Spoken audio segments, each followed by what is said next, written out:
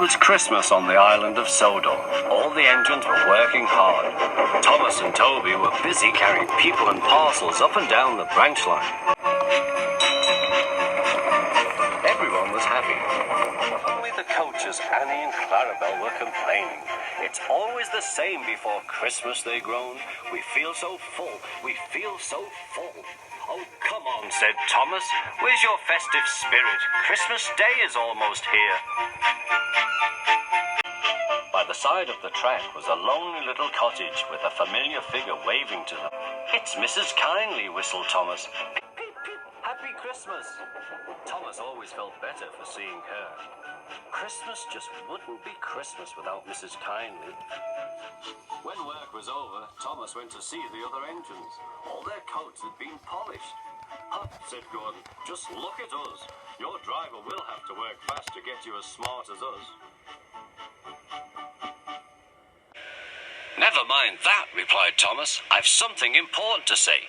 Do you realize it's a whole year since Mrs. Kindly saved us from a nasty accident? You remember when she was ill in bed and—" "Yes, of course," interrupted Edward. "You told us how she waved her red dressing gown out of her window to warn you about a landslide ahead." "And you and Toby gave her presents," Percy joined in. "And the Fat Controller sent her to Bournemouth to get better."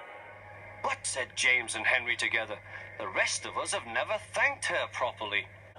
"Exactly," said Thomas. "So now I think we should all give her a special Christmas party." Everyone was getting very excited, and the drivers felt sure that the Fat Controller would agree, as indeed he did. The engines were all busy making plans when silence fell. The Fat Controller had bad news. "The weather's changed badly. Mrs. Kindly is snowed up. Toby says he'll help to rescue her." "You must help too, Thomas. There's no party unless you do." Thomas hated snow, but he said bravely, "I'll try, sir. We must rescue her. We must." "There's a good engine. You and Toby will manage splendidly." Thomas charged the snowdrifts fiercely. Sometimes he swept them aside, sometimes they stuck fast, and the men had to loosen them.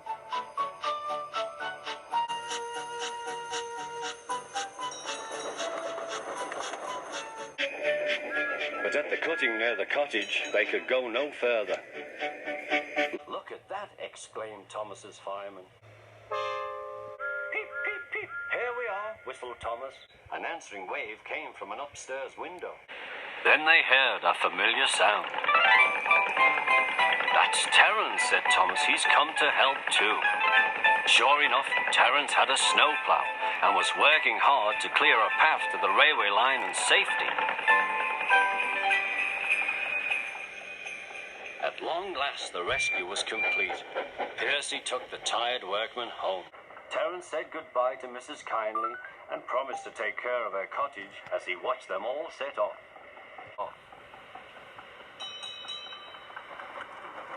The engines made good time. No more snow had fallen, but the yard was dark. Thomas's heart sank. Suddenly, all the lights went on. What a marvelous sight awaited Mrs. Kindly.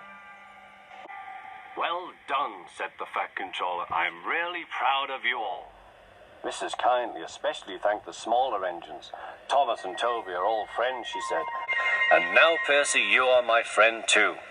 Percy was very pleased. "3 cheers for Mrs. Kindly," he called. "Peep, peep, peep." They all whistled.